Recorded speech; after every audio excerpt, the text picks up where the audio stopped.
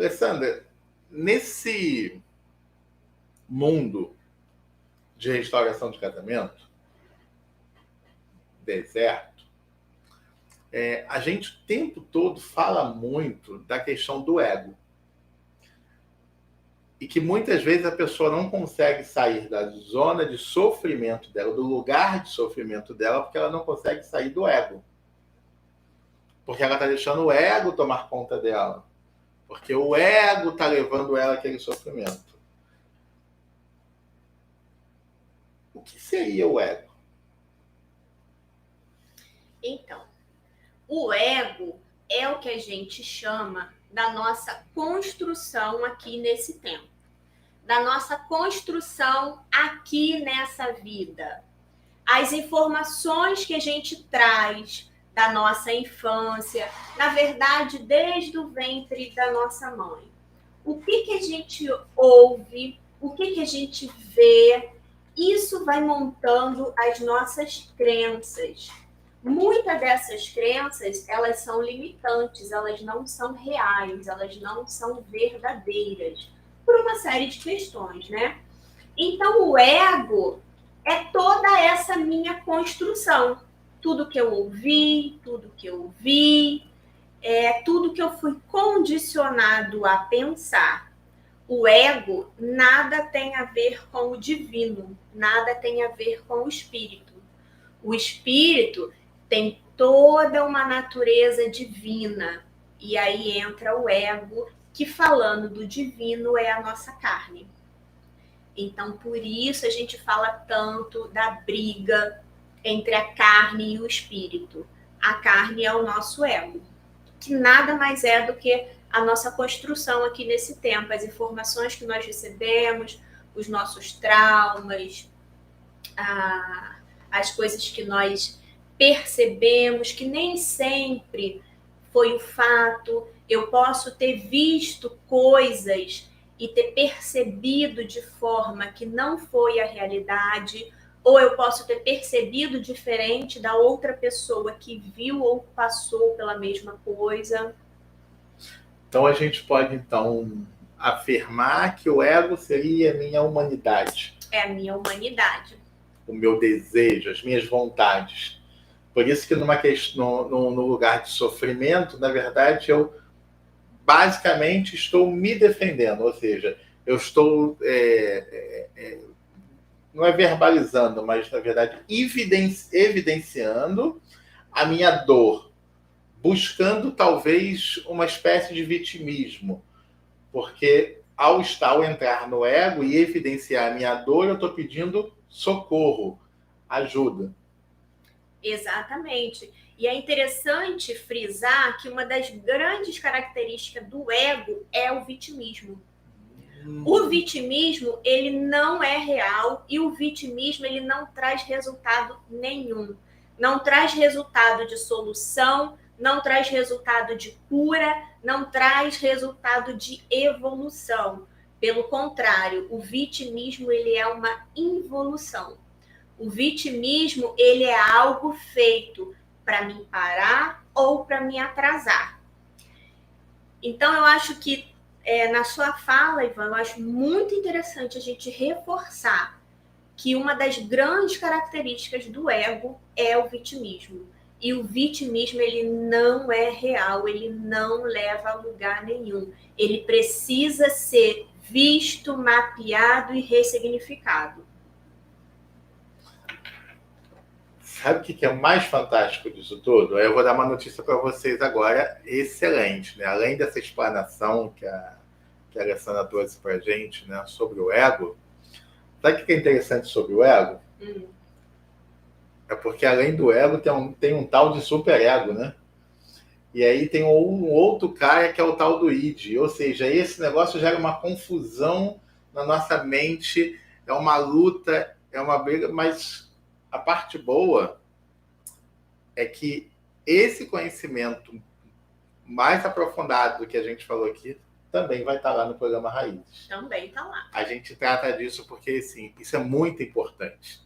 É muito importante a gente entender como funcionam as nossas emoções, como funciona o nosso ego, o que na verdade nós estamos buscando ao ter determinado comportamento. E por isso a gente traz isso para o programa, porque o programa é um programa feito para gerar cura.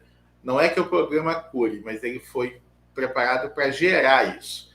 Então, alguém que participa dele, ela vai ter muito mais ferramentas, condição para sair desse lugar de culpa e de sofrimento que faz com que a gente morra no deserto. E não é isso que a gente quer. Nós queremos sair do deserto e não só sair, mas sair melhor do que entramos. Evoluir no deserto. A gente quer que o nosso propósito se cumpra no deserto. Então, já que eu estou aqui, então vamos aprender, vamos absorver, vamos crescer e vamos para a próxima etapa, que eu acho que é uma cidade chamada Canaã, né? Que está logo ali depois do deserto.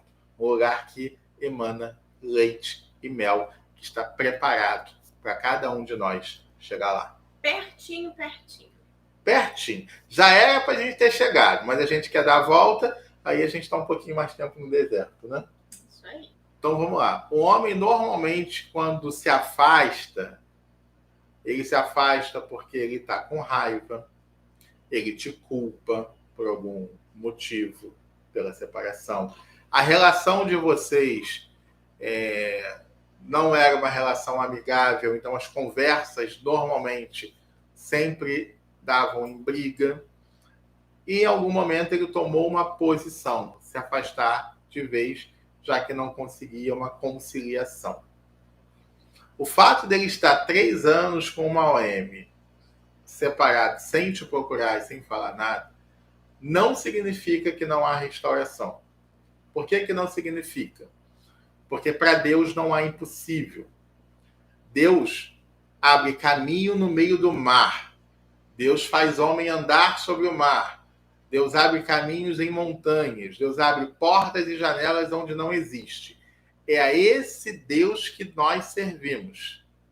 E esse Deus pode qualquer coisa. Inclusive, depois de 3 anos, fazer um homem lembrar de tudo que ele viveu de bom com a mulher da mocidade dele. E fazer com que ele volte para casa, com que ele se arrependa. Tudo é possível. O que a gente precisa entender é que por que isso aconteceu. Então, o ponto... É Marilene? Marilena bastante. O ponto, Marilena, não é o fato do seu marido estar fora 3 anos. O ponto não é o fato dele não falar com você. Isso não é o mais importante hoje. O mais importante é, você já entendeu por que isso aconteceu? Você já entendeu por que você está no deserto? Você já olhou para dentro de você para reconhecer as suas dificuldades e buscar melhorar e evoluir por você? Não é para ele, não é para o casamento restaurar, é por você. Pelos seus filhos que estão com você. Esse é o olhar nesse momento. Quando essas respostas chegarem até você, quando essa evolução chegar até você, ele não falar com você não será mais um problema. Ele estar distante de você não será mais um problema. Acredite, a restauração começa em nós e por nós. Depois vem o nosso cônjuge. Deixa eu acrescentar um aspecto que, às vezes, ele tem muita vergonha. Muita vergonha do que ele fez. E ele não sabe o caminho de volta. E aí, o único caminho que ele encontra é estar afastado, é não se aproximar. Essa é a forma que ele encontra dele se defender dele mesmo, tamanha a vergonha que ele sente. Essa também é uma das possibilidades. Então, meninas, os homens não têm a memória que vocês têm. Não tem mesmo. Isso é real, isso é verdadeiro. Memória de homem, às vezes, é comparada a de um peixe. Não dá, o homem esquece. Não culpem, não julguem. O homem esquece. Vocês têm um dom especial que é maravilhoso e que muitas das vezes são usados contra nós, né? Porque, assim, uma coisinha que a gente promete no primeiro dia que conheceu, vocês lembram lá no dia do casamento que a gente prometeu. Vocês são demais. Mas o homem muitas das vezes esquece. Pode ser por um bloqueio emocional, sim. Pode ser porque naquele momento ele estava simplesmente colocando somente a emoção para fora, e emoção não é razão. E se não tem racionalidade, é mais fácil ainda esquecer, para o ser humano de forma geral. A confusão mental do momento, né? Isso, a confusão mental. Fora que tem a questão espiritual, de muitas coisas não ser verdadeiramente ele que está dizendo, apenas sendo um instrumento, sendo usado um instrumento maligno para te causar dor. E é por isso que também não vai lembrar, principalmente depois de um longo tempo.